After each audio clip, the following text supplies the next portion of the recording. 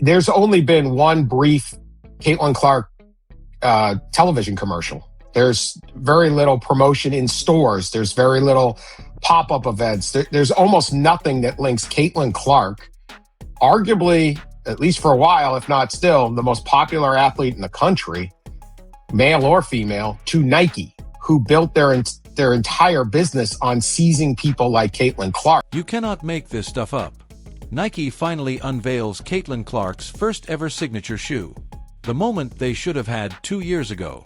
The moment that Clark's fans have been waiting on for what feels like a lifetime. And on that exact same day, what happens? Stephanie White walks out in her own custom kicks. Angel Reese shows up with her own statement shoes. And just like that, the entire conversation shifts. The day that was supposed to belong to Caitlin Clark turns into everybody else's fashion show. And the saddest part? Nike handed them the opportunity to do it. Every single bit of this is on them. It's your own coach jealous of you, when it's your own coach clout chasing off you, when it's your own coach using your moment to try her best to steal some shine, to steal the spotlight. That's when we've entered a new level of bizarro world. June 2026. Nike drops the official announcement for the Caitlin 1. Caitlin Clark's first signature shoe dropping October 1st, accompanied by an 18-piece apparel collection. By any measure, this should have been a cultural moment. A celebration. A headline that ran for days. The kind of sneaker news that takes over social media and sports talk television all at once. Instead, greatest point guard in the history of the WNBA, provided the league actually ever appreciates Caitlin Clark. Let's check it out. Narcissism. Grandiose sense of self-importance. Exaggerates achievements, talents, and status and expects to be recognized as superior. Entitlement. Expects preferential treatment or automatic compliance with their expectations without reasonable justification. Need for excessive admiration requires constant validation and attention. Instead, within hours, the story gets buried. Stephanie White, Indiana Fever head coach, steps out in her own custom sneakers. Custom. Not Nike's. Not Caitlin ones. Not anything connected to the launch. Her own shoes. Her own statement. Then, Angel Reese, whose rivalry with Clark has been internet-fueled since their college days, does something similar, showing up with her own custom footwear on a day that Nick. And Stephanie White was like, me, look at me, look what I did. Got to be more careful. Narcissism, folks. That's exactly. We got a unbelievable example of narcissism right in front of us from the Indiana. Here's what makes the Stephanie White situation so interesting. She didn't need to make a speech. She didn't need to post a caption throwing shade. She just wore her shoes. And the internet did the rest. Because when you're the head coach of the Indiana Fever, the team Caitlin Clark plays for, showing up in your own custom footwear on the same day your star player's signature shoe gets announced. That speaks volumes without a single word attached to it. Hey, look at Stephanie White's shoes. Oh, you can't see her name. She's got white. Whether it was intentional or completely coincidental, it doesn't even matter at this point. The optics took on a life of their own. Caitlin Clark's shoe announcement, which should have been the undisputed headline of the sports world that morning, had to share the spotlight with a story nobody planned for. This is exactly what happens when you delay a product launch so long that you've lost control of the narrative. The more I learn about Stephanie White, the weirder she is. Wearing customized sneakers on the same night your star player Caitlin Clark debuts her sneakers is kind of strange. It's like wearing a white dress at a wedding. Not your wedding, somebody else's wedding, which is a cardinal sin. So, okay, she wears her own shoes. No big deal. Grown woman, who cares? she doesn't have to wear Caitlin Clark's shoes, but I think as someone who's riding for Caitlin Clark, I think rocking her shoes that night would have showed a lot of support, right? That's what Phil Jackson did. Phil Jackson wore Michael Jordan's shoes. Okay? So that would have been cool if half the team wore it, because I know there's contract obligations like Leah Boston's with Adidas and stuff. I get that part, but Stephanie White, you could have rocked them. She wore her own. And if Stephanie White was the opening act, Angel Reese was the headliner that nobody booked. The Clark-Reese rivalry has been one of the most talked about storylines in women's sports since their 2023 NCAA championship collision. A game that drew some of the biggest television numbers college basketball had ever seen. The internet never let that rivalry cool down, and both fan bases are permanently on ready to turn any moment into a scoreboard. So, when Angel Reese shows up in her own custom shoes on the same day Nike is trying to push the Caitlin one into the cultural conversation, the reaction is immediate and it is loud. Her fans treat it like a victory lap. Clark's fans treat it like disrespect. The neutral observers treat it like entertainment, and the algorithm treats it like gold, pushing both stories simultaneously, effectively splitting the attention that Nike had been counting on for a single focused product announcement. What should have been a clean, dominant news cycle for Nike and Clark becomes a messy three-way conversation that serves nobody's marketing goals. Angel Reese on the court here tonight. And those are called the what, Thomas? The Poison Angels. The Poison Angels. The Poison Ivy. They've got the light green with the red. Pretty cool. Check this out, right? Caitlin Clark coming into the game, showing her new signature shoe, swinging them, just walking, living good. Watch this. You will never be able to guess what happened. Y'all, just take a wild guess what you think I'm finna show y'all.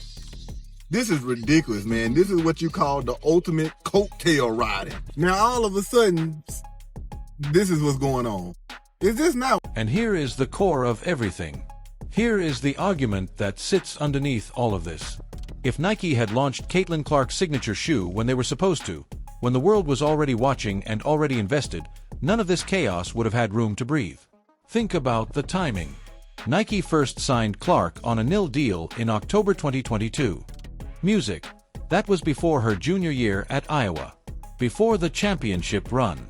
Before the record-breaking ratings. Before she became a household name. And then came the junior year, and the entire sports world stopped what it was doing.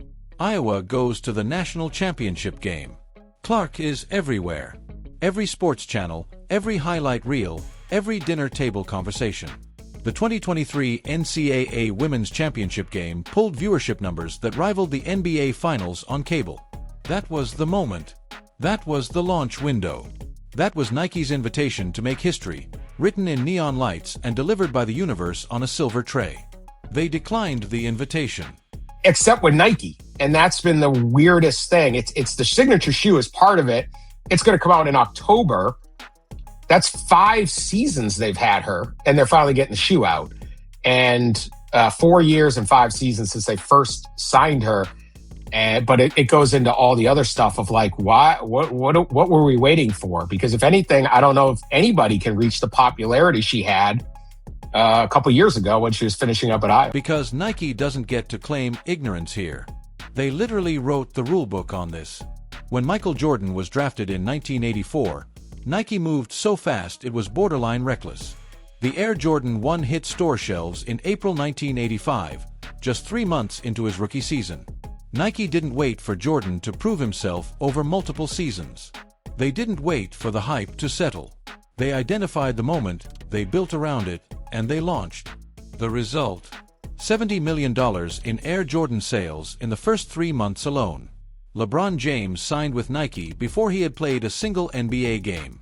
His first signature shoe, the Nike Air Zoom Generation, was on his feet on opening night of his rookie season, October 29, 2003. Day 1. Not year 3. Not after a 2-year delay and a botched announcement cycle. Day 1. Nike took one look at LeBron's potential and said, "We're not waiting." That was the standard they set. That was the bar they established for how you treat a generational talent. Caitlin Clark gave them more evidence than Jordan had. She gave them more runway than LeBron had. She gave them a fully documented, nationally televised, ratings record-breaking case for why the moment was now. And they gave her the Caitlin 1 in year 3, to be released in October. Men's basketball space, they had to get an Asia Wilson shoe out. Asia Wilson is a far more accomplished and better player than Caitlin Clark. She's I think, 4-time MVP, 3 or 4-time champion, best player in the world. And they had to get that shoe out. And Asia Wilson's an African American player. They hadn't had a single deal with an African American WNBA player since the last edition of the Cheryl Swoops shoe back in, I think, 2002. So was there some politics involved in that? All of these things are theories. I talked to lots of people who work at Nike, lots of people that used to work at Nike, all off the record. And, any one of them could be it. Any of them kind of put in together, there's a perfect storm. But Nike invested a ton of money in Caitlin Clark. They're paying her $28 million over 8 years, but they just haven't activated it until apparently October. Maybe this summer they'll do some commercials. Because let's be very clear about something. The idea that Caitlin Clark's cloud has faded, that Nike is pulling back because she's not as relevant, that is a narrative being pushed by people who are choosing to ignore every number that exists. The 2024 NCAA Women's Championship game that Clark played in drew 18.9 million viewers, more than the men's game by over 4 million. That was the first time in history the women's final outdrew the men's final on television. When she entered the WNBA, the league's viewership jumped 170% in a single season. Her games averaged 1.09 million viewers compared to 414,000 for games she wasn't in. Road attendance spiked 87% when she came to town. Her games represented 33.5% of all WNBA attendance, even though they made up a fraction of total games played. Clark's 2025 preseason debut drew 1.6 million viewers, more than the average regular season WNBA game had drawn on ESPN the year before. These are not the numbers of a player whose hype is gone. These are the numbers of a player Nike should have been. I go to the games to see Kelsey Mitchell. I can't even watch Caitlin Clark, the one who dropped the same amount of points and 7 assists. But you want to post Kelsey Mitchell. I'm really beginning to think that the Indiana Fever don't really like Caitlin Clark. I think they tolerate her because she brings butts to the seats and sell merchandise and things like that and brings national attention to their brand. But I'm beginning to feel that way. I don't think they really support Caitlin Clark. They don't. And I go by their actions, not their words. I don't care what they say in press conferences. I don't really care what they say in commercials or on social media. That don't matter. I buy their... Here's what this moment should have been. Picture it. It's 2023. Iowa has just come off back-to-back championship game appearances. Clark is the all-time leading scorer in college basketball history, men's or women's. Nike releases the Caitlin 1 that fall. They run a national campaign, in-store displays, a commercial that plays during primetime. Music, the kind of launch rollout they gave LeBron before he ever proved himself at the professional level. When the Caitlin 1 drops, it's the only story. Stephanie White doesn't become a trending topic that day because nobody is looking for a counter-narrative. They're too busy trying to buy the shoes before they sell out. Angel Reese doesn't capture the moment's energy because Nike's machine is running so loud and so well that the day belongs to Clark without debate or contest. Instead, Nike shows up to the conversation late with minimal promotional energy and then acts surprised when other stories fill the vacuum they created. But the fact that it took this long for Caitlin Clark to get a signature shoe is just it's just another showing of how incompetent these people are in terms of business when it comes to the WNBA. Caitlin Clark and her reach has completely dominated the sports world, men and women, for the last 3 or 4 years. I'm sorry, if this was Paige Beckers and Paige Beckers had this kind of reach to her fandom, if she was increasing the viewership, if she was selling out arenas and having games transferred to bigger arenas, Paige Beckers would hands down already had a signature. Because here's the thing. When Nike actually showed up for Caitlin Clark, it worked. Immediately. Completely. Without question. Music. The Kobe 5-player exclusive sneakers released alongside the Kobe commercial that had Clark channeling Mamba mentality on screen sold out in 5 minutes. 5 minutes. At $190 retail. Within 2 hours, they were flipping on eBay for $375. By the end of the day, StockX had them averaging $365, with some pairs hitting $800. Only 13,000 pairs were made, and the demand destroyed every single one of them before most people had time to refresh their browser. That is Jordan-level sneaker hysteria attached to a player Nike had been treating like a secondary priority for 2 full years. The market was telling Nike the whole time. The market was never confused about what Caitlin Clark was worth. Only Nike was confused. PEs that I was going to debut, so I saved the best ones for last, but obviously you guys know I'm a big fan of Taylor, and the Eras Tour was the best concert of all time, so that's what I like the thought behind these, and I think they're pretty fun. I've never had so many people ask me for my shoes after the game today. Like, literally every kid was screaming for them, and I felt bad. I'm like, honestly, no, sorry. I got to keep them. But I felt bad, but yeah, I thought they looked pretty good out there. Here's what makes this a genuinely historic sports marketing failure. Only 12 women in the entire 28-year history of the WNBA have ever received signature sneakers. 12. In 28 years, Nike had the opportunity to change that conversation in real time during the biggest cultural moment women's basketball had ever produced with an athlete whose numbers justified every dollar of investment. Instead, they handed her the Caitlin 1 in year 3 of her professional career on a day that got overwhelmed by her own coach's shoes and her biggest rival's fashion statement. This isn't about disliking Nike. They moved in 3 months for Jordan. They moved on day 1 for LeBron. Caitlin Clark gave them years of evidence and the most watched women's sporting events in television history, and they took until October 2026 to put a shoe on shelves. That gap between what they've done before and what they did here is where the failure lives.